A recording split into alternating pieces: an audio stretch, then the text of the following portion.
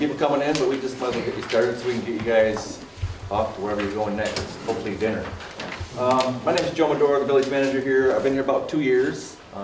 This project was going well before I got here, so it's one of those I've jumped in and picked up and got to know a lot of people involved with it. And as we keep going, we're learning more all the time.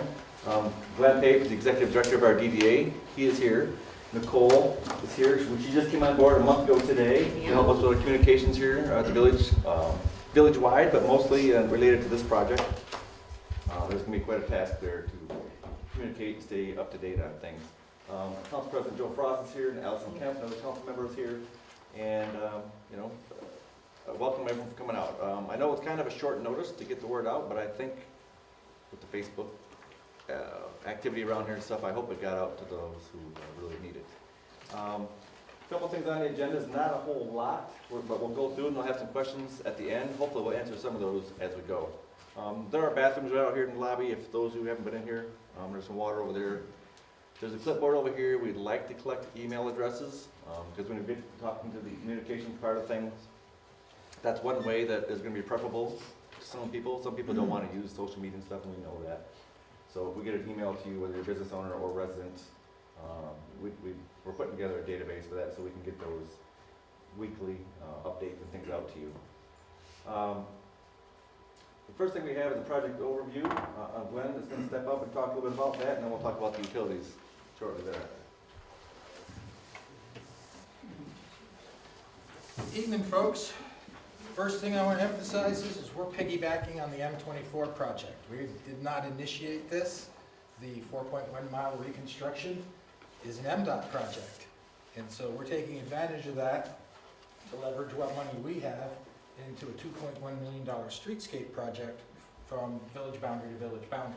So we've leveraged quite a bit of money from MDOT and other sources through various grants and such, so that we're getting a $2.1 million streetscape for about $400,000. So we're kind of happy with that. And we're not going into debt for that. This is simply money that we've put aside for the last couple of years as matching funds for the grant. So it's a good thing for us. We'll come out of this at the end of 2020 with a brand new streetscape from village border to village border. And we're not going to be in debt for this. We're not bonding it. We're not doing anything of that nature. We actually started saving up for this several years ago, and we're going to have a grand shiny new streetscape at the end of this year. So MDOT is coordinating it. We're the local point people for what's happening in the village. So if you do have questions, on the back of your handout, there is the contact information for the three of us, and any of us can handle that information request for you. One of the things that we're looking at is during the course of this, the road is going to be torn up from doorstep to doorstep in the downtown, and it's going to be torn up from basically gutter to gutter throughout the rest of the village. Businesses will remain open. They will have front access. They will maintain a 5-foot front access unless they're working exactly in that neighborhood. So, aside from the fact when they're going to be replacing gas lines or water lines or whatever, you're going to have front access to the businesses in the village throughout the corridor.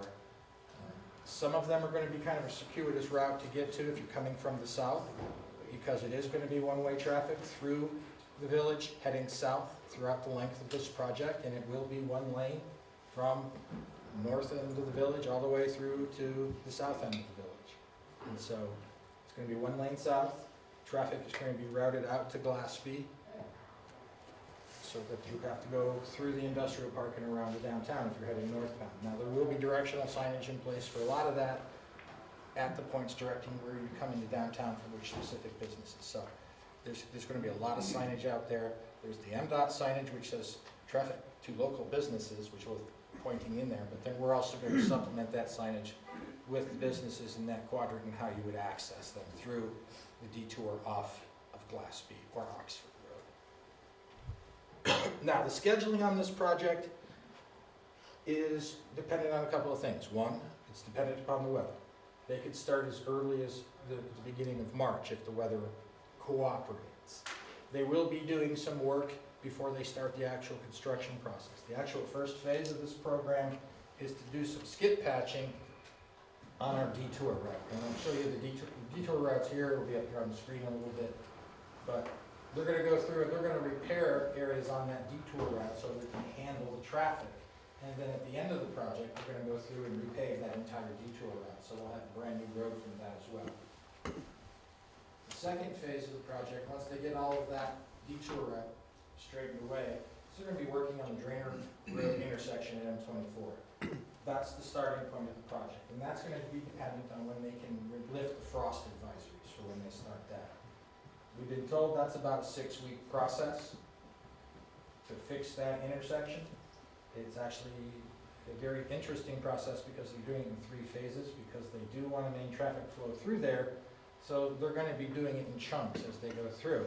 There's also utility work being done at that intersection, both across 24 and across Drainer, so it's going to be an interesting situation through there as they work through that. But once it's completed the work at that intersection, then they will put in the detour route, which runs up and around through Glaspie and up to Oxford, up to Ray Road. You can see that here. If we get to talking about it, I can pop it up on the slideshow as well.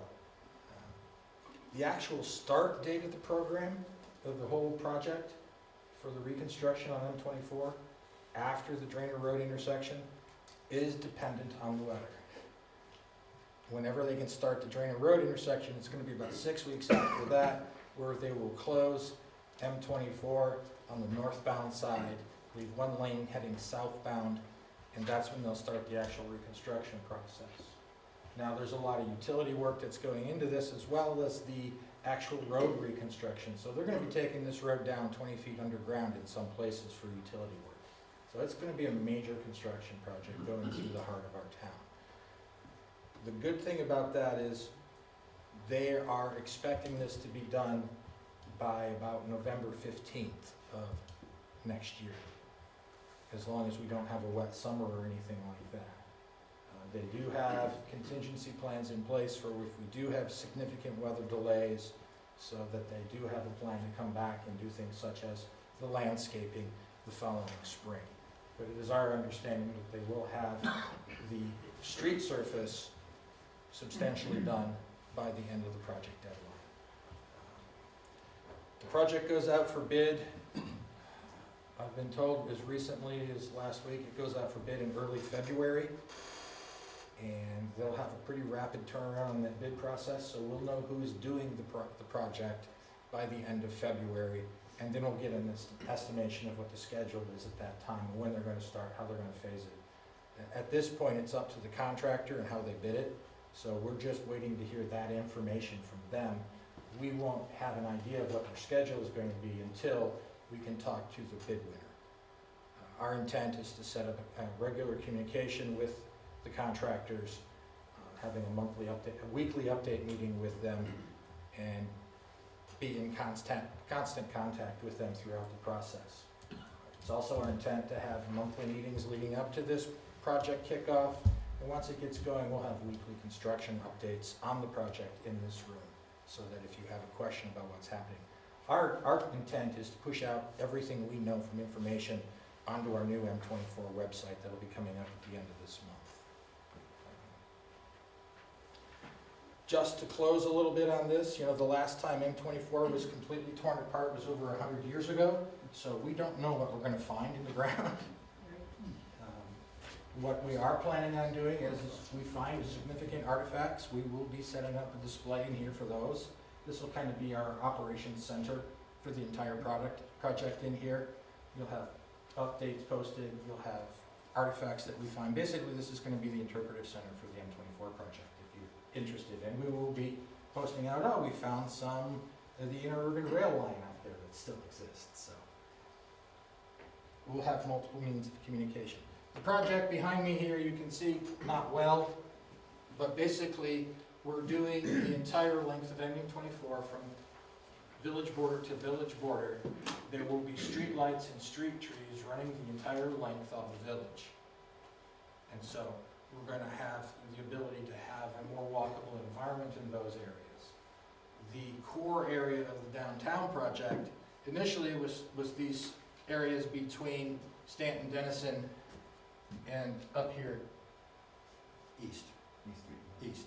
And so this was the initial scope of the project for an enhancements in the downtown. We've since then extended that enhanced pedestrian streetscape down a block further to Mechanic and further north a block as well. There were some issues there. We were given an option of having a really ugly situation, and we decided to expand the streetscape treatment an additional block north and south. So this is where the enhanced area is going to be. That's where most of our pedestrian traffic is going to be, but there will be sidewalks from village border to village border. It's my understanding that the township is going to be putting in a safety path as well to connect all the way to Lake Orion with this project. This is a 4.1 mile project. It's 1.1 miles within the village, so there's a lot of things that we're looking at moving parts in here. You want me to touch base on those islands in the middle, maybe they didn't know? I'll get to that on the next slide. So basically, we're going all the way down to Minnetonka with streetlights and sidewalks and street trees. In the downtown environment, it's going to be much more pedestrian friendly. The roadway surface is being narrowed, and we're expanding the sidewalks in some places up to 19.5 feet wide from the storefront. So it's going to be a much more walkable environment because this allows us to put a lot of acoustic buffering in there. And so we're hoping that through the combination of planters and street trees and other furnishings that we're putting into the streetscape, it'll actually suck up some of that noise that is currently generated by trucks and other vehicles. The other thing that's going to be nice is with a smooth road bed, it's going to reduce a lot of the impact noise that we have when an empty gravel trailer hits a bump. So we're hoping to reduce those spikes. Estimates we've gotten, it's going to reduce our noise footprint by about 15 decibels in the streetscape. So that's a good thing. One of the interesting things that we're going to be seeing in here is within the downtown district, we're adding 3 pedestrian crossings on the M24. We're going to be putting a mid-block crossing between Centennial Park and the pedestrian alley next to the Atchison building, between Caveman and Pip and Lori's. So there's going to be a mid-block crossing there. There will be a crossing at Stanton and Denison, and there will be a crossing at the north edge of downtown at East Street.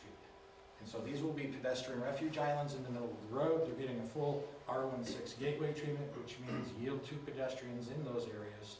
There's going to be signage well in advance of those pedestrian refuge islands. So this is going to give us a lot more opportunity to cross back and forth within the downtown. So that will be helpful. Street furnishings, street trees. What else am I missing?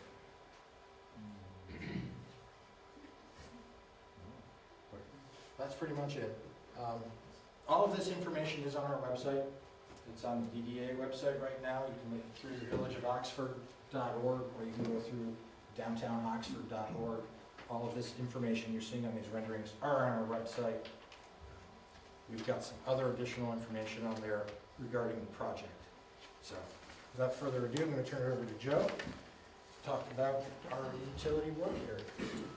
Yeah, so honestly, what hit us all like a brick a couple weeks ago was with the utilities showing up.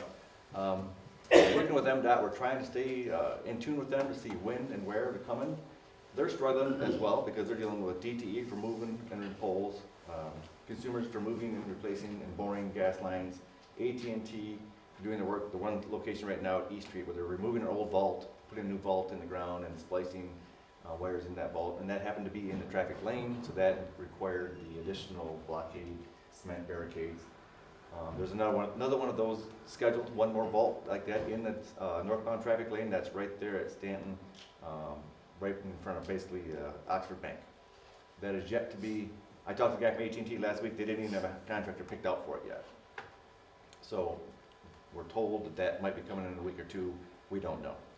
We were told today, Glenn was out there at the site at East Street, visiting one of the new businesses up there, and the folks from AT&T were telling the business that they think they'll be out of that area this end of the week, which I was surprised because when they initially told us 2 to 3 weeks, you know, it was kind of rosy predicament on their end because they weren't sure all the coordination they had to do.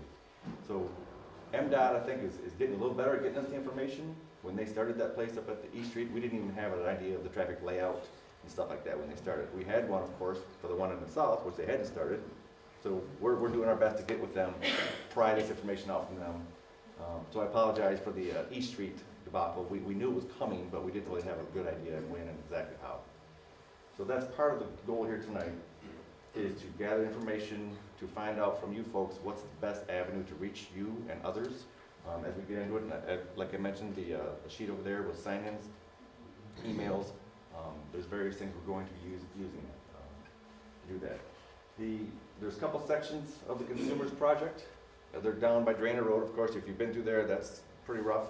As they come up, they're moving the gas lines back is what they're doing, and installing new leads for the widening of the road and such. That is the phase 1, that's from Stanton Denison south. There is phase 2, or they call it B, segment 2B, that is going to be from Stanton Denison up to the north edge of town. Other than that line, we know nothing. We know it's coming, we know it's planned for the late February. I know MDOT is pushing consumers to stay on task and get going. We haven't seen blueprints or traffic patterns or closures or exactly what intersections they're working on for that as of yet. So as those come to us, we will begin to push those out best we can. So again, it's key that folks try to at least plug in with us one way or another, so we can try to get it to you. I would assume there's a mix here of residents and business owners, and so we're all affected one way or another. But businesses, we are concerned about to make sure that the traffic patterns don't affect them too negatively, even though it's got to happen. Did you mention the south area of the consumers work that's going on? It's going to be, like, as soon as we're starting with Denison down to Ensley? Well, we talked briefly about it, that this weekend, Consumers has had stuff moved aside. They will move things out because of the Stupid Sweet Stroll and the parade that's Saturday, of course. They will be working, I think it's on Lincoln Street, there's still some work, but that's out of the parade area. They will be opening the Broadway area to be sure, because that's the detour route for the parade. As they detour traffic down there, the police do. So that will be opened up. Even if the work's not done, they'll have it all out and open. It's kind of the perfect storm. And then we also have Comcast that the village signed an agreement with for a franchise back in February or so. Comcast just so happens throughout the summer to be coming to us looking for various locations. They're signing up people and businesses downtown for their services. They're going to be boring in back parking lots and going underneath and trying to provide service to these business buildings. They're concentrating on businesses wholly right now. I assume down the road they will maybe stretch out to some of the residents, but right now they're concentrating on the downtown area. One of the first issues that's going to affect us is, I saw Nicole here somewhere, on the back of the 5-1 building, there's that driveway that comes out, exit out to Denison. Initially they were supposed to bore underneath that. That was the plan until 2 weeks ago. They're going to have to open trench cut that. And so that was initially, they had estimated to do it this Thursday, Friday, and we were concerned about the Stupid Sweet Stroll and having that put back in place, because that's obviously very needed during the Friday and Saturday events. That has been pushed off to next week. I think it's Wednesday, 10th and 11th. Tuesday and Wednesday. So we have, Nicole has delivered some information regarding that to the businesses in the southwest quadrant and 5-1 building up and down. They're going to leave, and some of the residents on Denison to give a heads up about the closure there. Again, consumers couldn't tell us for sure if they were going to close Denison. They just knew they were working there. It's kind of up to the contractors and how much work they needed. So hopefully they'll be out of there soon at the Denison and Stanton part there. They're boring underneath the road all the way across with the gas line about 15 foot deep. So again, as we get something on the next phase, we will begin to put it out there. We don't have it yet.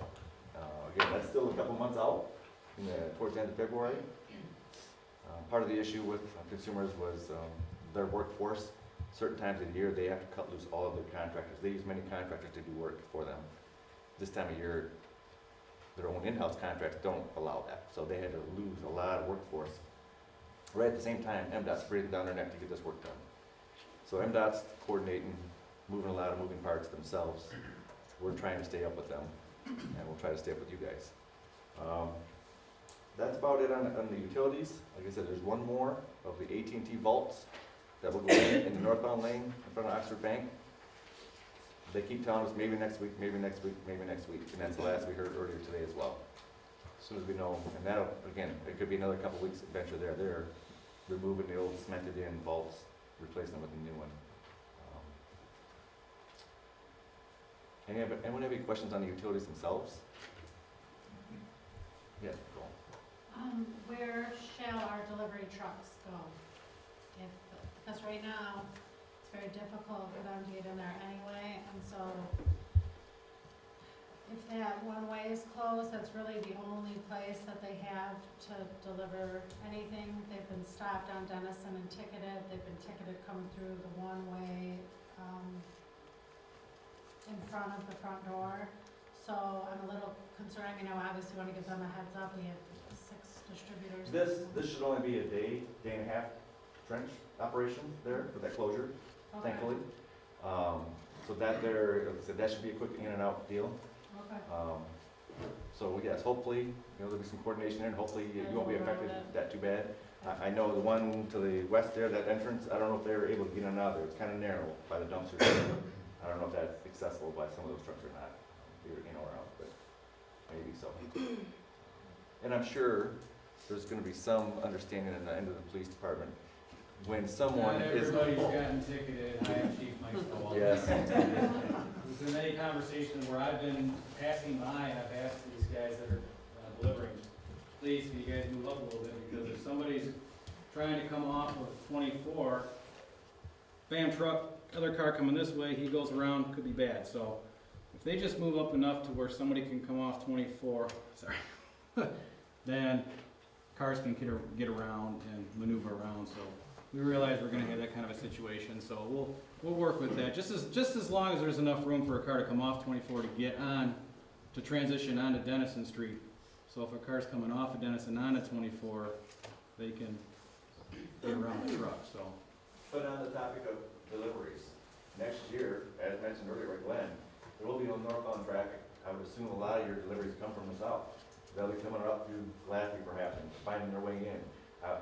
Again, as we try to give you the information, you're gonna try to give it to your suppliers and give them their heads up to say, how are you gonna get here? They need to plan that out as well. There's going to be a temporary left turn light at Burdick Glasby intersection. Otherwise, we wouldn't get any buses to come out of there and turn left in the afternoon. MDOT has indicated they will put a temporary light up there, but of course their warning is every second you give them a left turn is a second you're taking away from the north and south, and so it's a, If you go up there at 5 o'clock right now, yeah. there's like 12 cars lined up going south, and nobody get through, and when it turns red, 3 go through the red light to make that Yep. left. And that's why I told the guy at MDOT, that if they don't put something there, we're gonna get one bus per red. Right. And Maybe. that's not a good situation. The council worked with us in DPW last year to eliminate the parking on Glasby. Didn't make a few folks happy, but it alleviated a big part of the problem. Schools were very thankful because you only had 2 or 3 cars stacked up and then everything stopped. So now you can get several more, but obviously, any That's stoppage. gonna be temporary, though.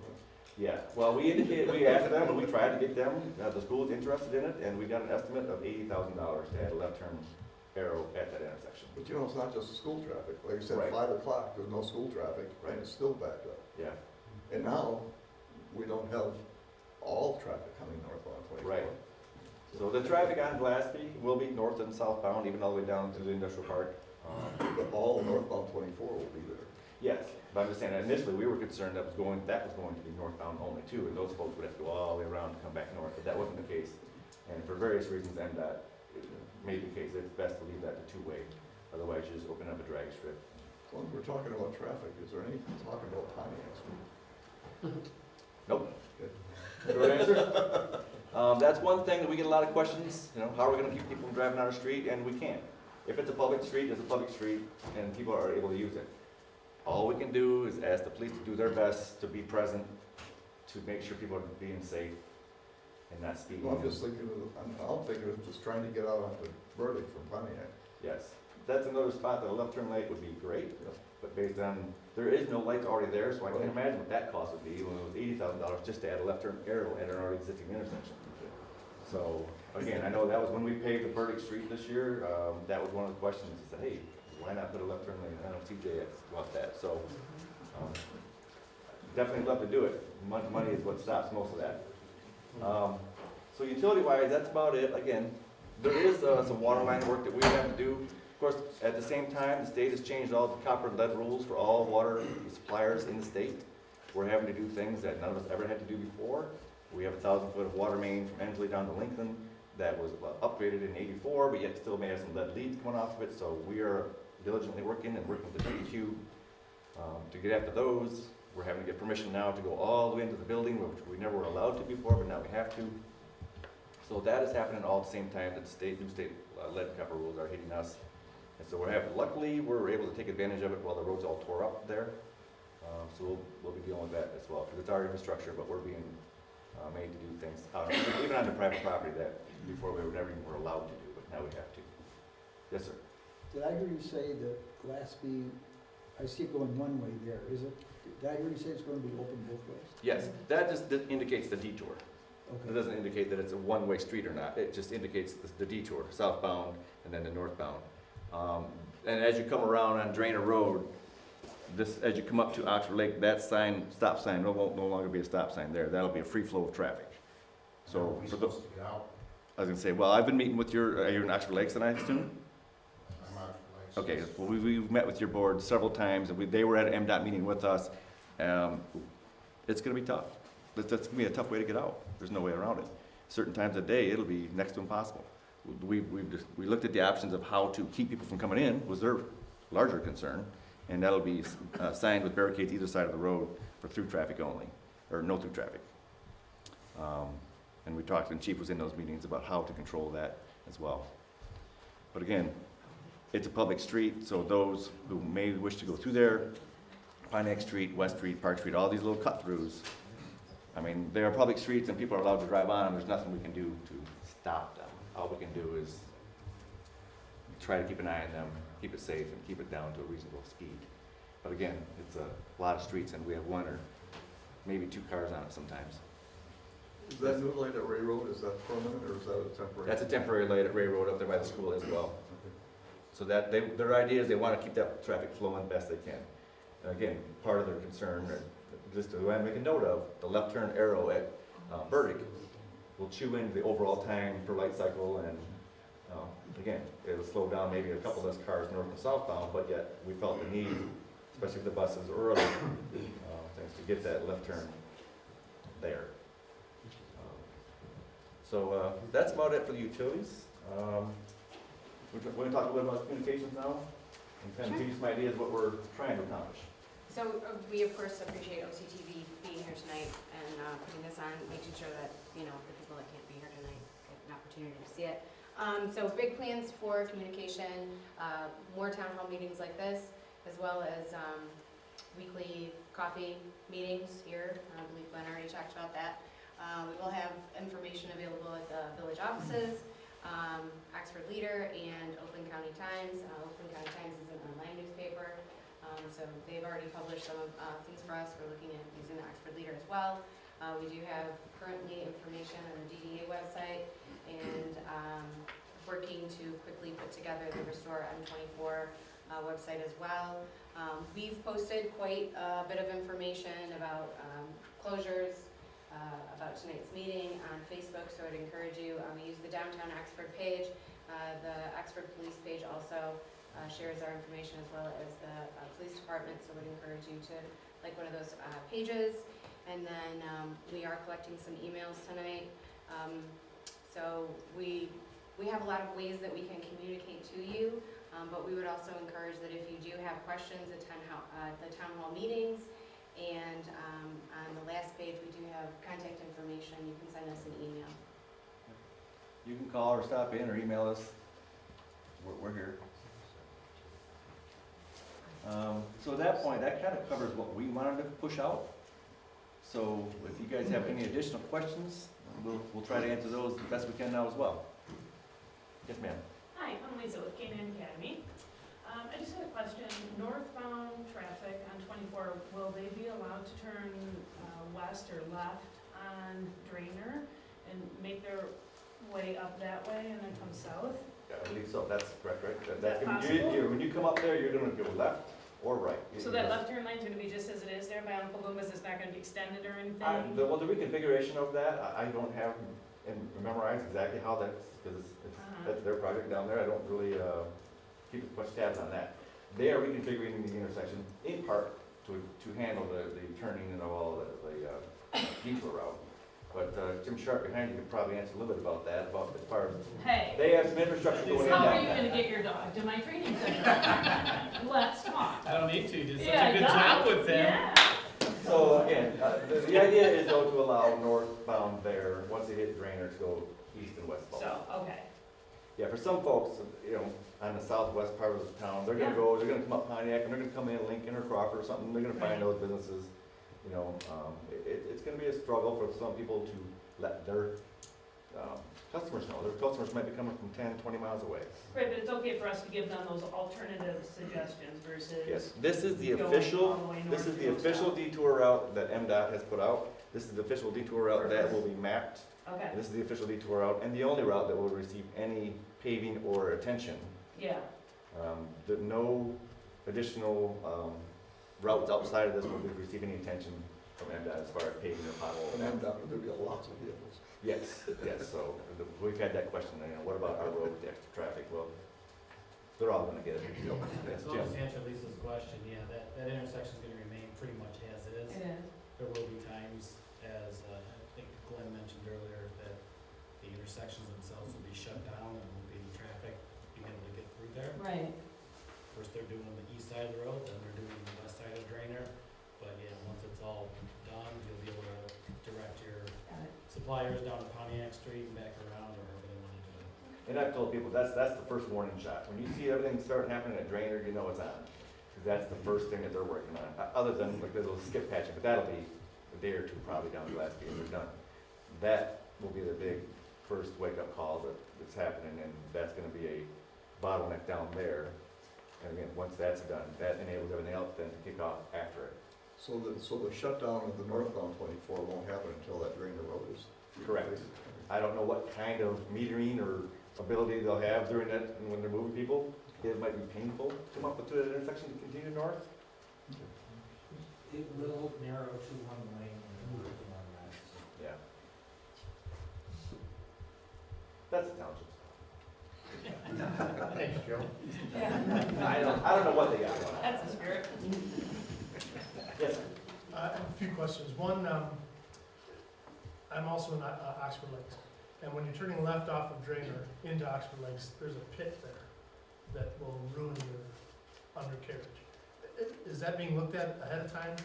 Is that part of the skip Yes, patching? yes. Okay, That's part of the preparation of that route, that they wanna make sure it's good and up to snuff before they dump all kinds of cars on it. okay. And then if somebody's coming west on Lakeville Road, towards downtown, is that intersection gonna remain open the entire time? The intersection At, of Burdick. at Lapeer, at 24 and Burdick? Burdick is the main one, and that, for the most part, it will. Now, there will be times when they're coming right through that intersection with the largest infrastructure going in. I think it's like a 42-inch storm drain that MDOT's putting down the middle of the road. There's an 18-inch sewer line that's township put through the middle of the road. When they're doing that, working right there, of course, that intersection could be closed for 2-3 days. But they know that's a very needed intersection, so for the most part, you will get through there. Okay, For the then the most part, last, you'll get through all of them. last question. Did I hear you say that there will be a sidewalk from Drainer all the way to downtown? No, you heard Glenn say that. So. Did I hear it said that there will be? Yes, yes. There will be a safety path from the village here and south. It's gonna jump back and forth at some point, but they're working on it. And so there will be a flexible walkway. It could be a 10-foot wide safety path from Drainer up to the village, and then from the village switch over to, 8 feet. okay, 8 foot, okay. Both sides of the road. sides, right, Jim? Okay, Both sides of the Yeah, road. so that'll get you up Get to the village. And it's back to your 5-foot concrete sidewalks. there you go. That's it for me. Thank you. Yes, yes, sir. Quick question, last page of the presentation, traffic calming, I like that. You talked that they're gonna go down to 11-foot lanes wide, which is lower than the design standard, with the goal of encouraging through traffic to slow down. And I hope that's a good thing. But where is that coming from? Does that come from the sidewalk, or are all the lanes gonna be narrower? as you Glenn go? can answer that better, that's what his wheelhouse. All of the travel lanes are gonna be 11 foot in width. What are they now? Depends on where you're at. They're either, in some places 11, some places 11 and a half, some places up to 13 foot width. Okay. The geometry on the road as it exists right now is kind of scattershot. Yep. Standard for a highway at 55 miles an hour is 12 feet. We don't necessarily want that in downtown. I bet you got it today, you know, sometimes. So we're going down to an 11-foot width with a 10.5-foot turn lane, where we're gonna have a left turn lane. And so that enables us to get down under 55 feet in width, which gives us more space to play with parking and sidewalks. Okay. Thank you. Anybody else have anything top of the head? Okay, again, Joe, oh, yes, ma'am. the downtown area, you have the pedestrian safe spots, boulevards basically, The crosses? yes. Yes. And we're gonna remain with, 2 lanes both sides, north and south, correct? We're gonna have 4 lanes, 2, how's that? Yes. The pedestrian refuge island just basically takes up the area of the left turn lane, and it's gonna have a raised curb and. So you'll still have two either side of it, Right. that's part of the question. Right, So in some spots, there still may be 5 if there's a left turn lane, right? There basically isn't going to be a left turn lane from Stanton Dennison to halfway to Burdick because you can't turn left into the park.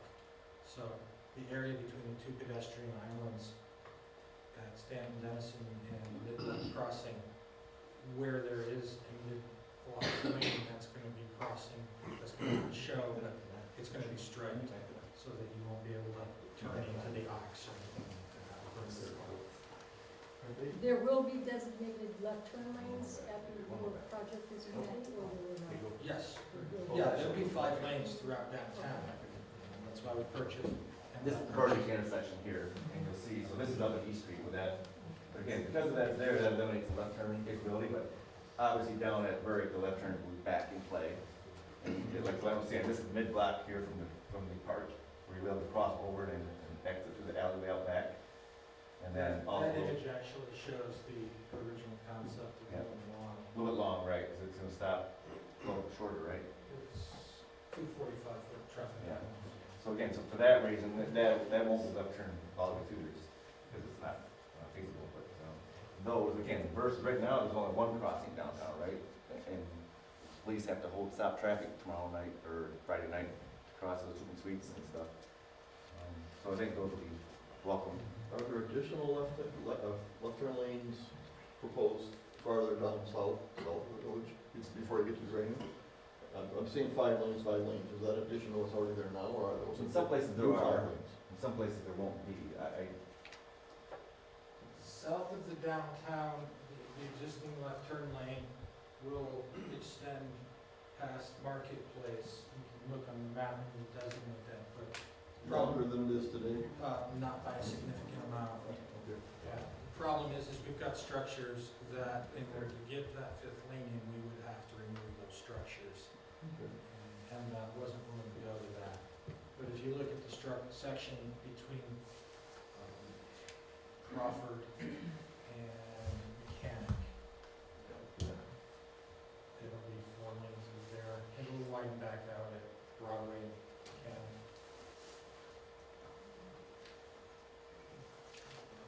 So you're going to enforce where there is no turn lane, there's no left turn, correct? Pardon, was that? You're going to enforce where there is no designated turn lane, there's no turns allowed. No, there will be certain intersections that are going to be designated as, Right. that's why there's 4 lanes, so that you can turn left out of the 3 left lanes. So for example, on Ansley, you can still turn left just like you can today. They're going north and Crawford and Lincoln, you can still turn left. Yes. There's no left turn. And southbound, one of the things out there will be a left turn lane at Broadway, correct? Correct. Oh, that's new. So Right now, there's no left turn allowed, and now it would be allowed with a light. They're adding a left turn at East Street too, coming Is that temporary or southwest. is that part of the? Pardon me, redone? Southbound, I think they're adding a left turn lane at East Street. That, East, well, there's still some issues with some of the right-of-ways from East Street north up to the bridge. Aren't exactly all nailed down yet, so that is still in flux a little bit up there as to where the widening and stuff will go. But yeah, that's the hope, yeah. There will be a continuous turn lane all the way from Drainer Road north to the village limits as well. So right now, by the leader and K9 and all the other places there where it's difficult to make turns, there will be a new left turn lane all the way one downside, when we were given the plan just for last Wednesday, right before Thanksgiving, they were emailed up to preview. As you come out of Marketplace though, MDOT is gonna make that no left turn out of Marketplace, heading southbound. Make a right turn only, it'll be curved, I mean, that's the plans. Yeah, For good. There is a left turn lane out, but it's a shared drive with what used to be Cheech and Chong. yeah. Yeah, it's gonna be curved, flared, pointing to, can't go left as well, so. So what do you do if you wanna turn, if you need to go? The old Michigan left, turn right, find a way to go around and come back, I guess. There is another exit Yeah. that has left turn out. Oh, so there will be a Yeah. access. Yeah, There's it's one. a shared access point with the ground structure just north of Market. Yeah, So if you This wanna one turn here. left, you need to know which exit to go out of. Correct.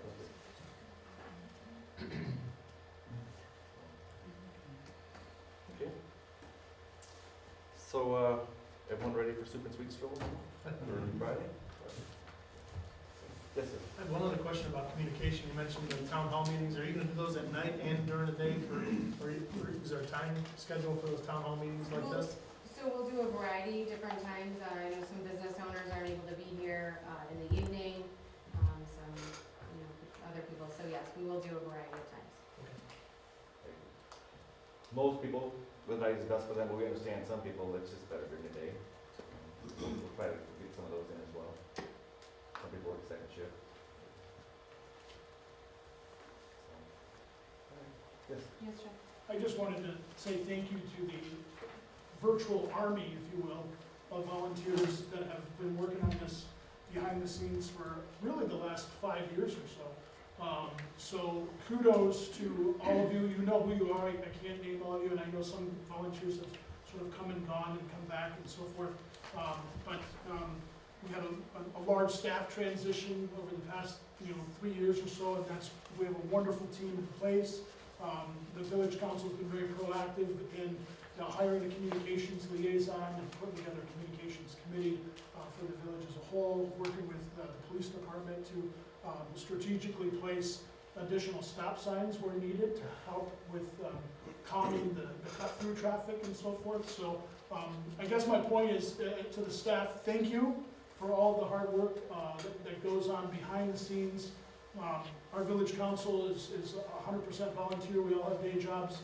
And so if it wasn't for these people standing up before you today, working on this tirelessly, we wouldn't even be to this point. So a round of applause to our staff who've done an incredible job on this so far.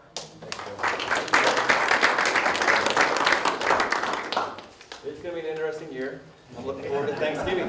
I'm looking forward to Thanksgiving again. And not because the Lions be playing. Yes, sir. I'm still concerned about how Oshkosh Lakes is gonna be able to get out. The answer, well, it's definitely gonna be difficult and near impossible.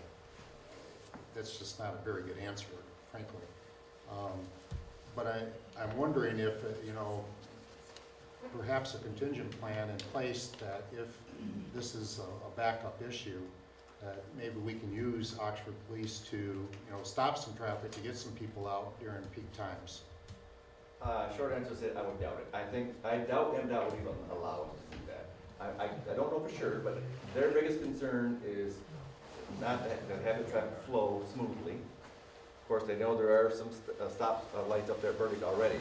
The fact that you have an alternate to come out on Lakeville Road, although it isn't optimal, I think they would look at that and say, you could go that way and. They're not gonna put a light at Oxford Lake, or at Lakeville and Bay Point, right? Correct, that is not. They are only putting any lights on the detour route itself. So, to say that you're gonna try to make a left coming out of Bay Point onto Lakeville Road, then to make another left at Glassby from Lakeville Road, those aren't good answers. Yeah, and you may be able to go all the way to Burdick and find it easier than come down. To 24. If you are able to make it onto Lakeville and come into town, it might be better to go all the way to 24 and head south versus Glassby, because Glassby you're gonna run across that other stuff.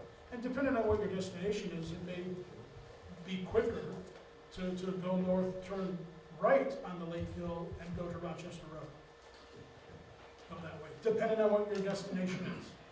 So I think the key here is for each household to sort of, you know where you work, you know where your routine is, better than we do. And so sit down with your significant other and your children or whoever and sort of come up with what that household plan looks like.